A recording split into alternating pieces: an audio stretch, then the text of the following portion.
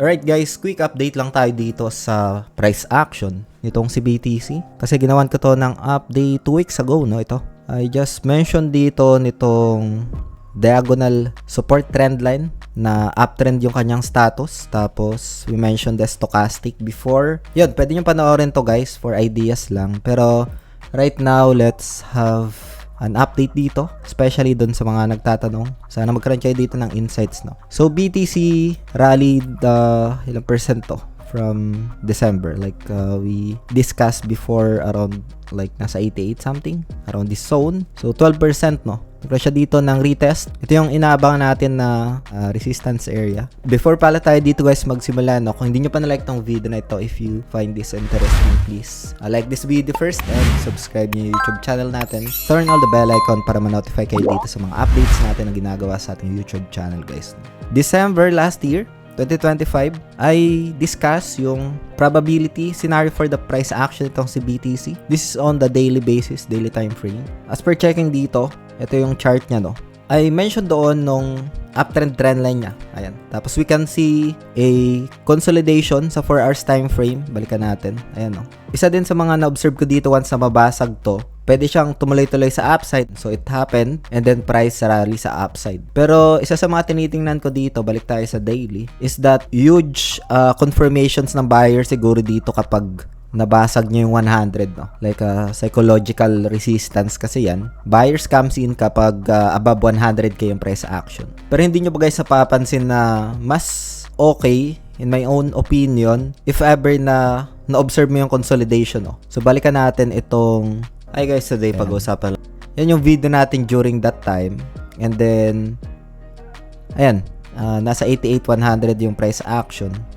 And let's go back here, no? Isa rin kasi guys na magandang i-observe yung consolidation, like accumulation before the price goes up, no? So, kailangan mo lang talaga ng patience dito kasi it takes ilang days to, 16 days, no? So, mag-antay ka ng 16 days para makapag-take profit ka or your positions is in the positive scenario. So, yun, patience is one of great strategy for me. Right now, I'm waiting na lang na ma-reject ulit to, tapos bumalik siya around maybe 93, 94, and then kailangan niyang i-hold yan kasi kung hindi ay itong diagonal support trend line natin dito will be extended, will act as support as well, and then that's the downside scenario.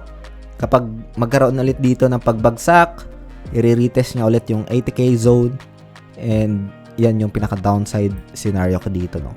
Upside scenario guys is that kailangan niyang basagin yung 100k territory para magtuloy yung momentum and a confirmation of breakout dito sa price action nitong si BTC, no?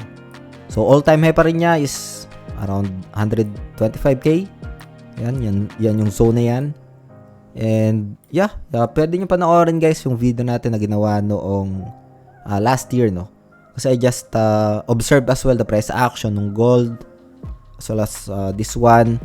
Gold retrace pero it backs up sa upside, pero it's only a probability guys, no? Time will tell pa rin as long as na yung price action is nasa baba ng previous highs.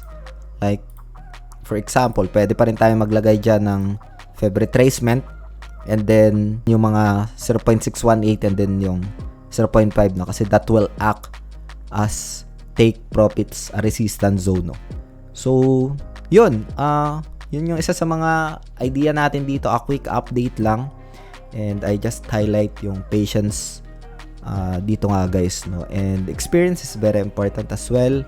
Kung meron kayo mga questions, ito, you can check the price action nitong si BTC USDT. Lalagay ko na lang yung pinaka-official global link sa description ng video na ito if you want to explore, if you want to check the price action nitong si BTC, no? It's free, you can add multiple indicators, ayan. And then, dito lang sa my trading view, no? So, yun lang for today, guys. Update ko kayo dito sa ating YouTube channel. Kung meron kayong mga questions, pa-comment na lang. Maraming salamat ulit sa panunood. Ingat tayong lahat. Peace out. Bye for now.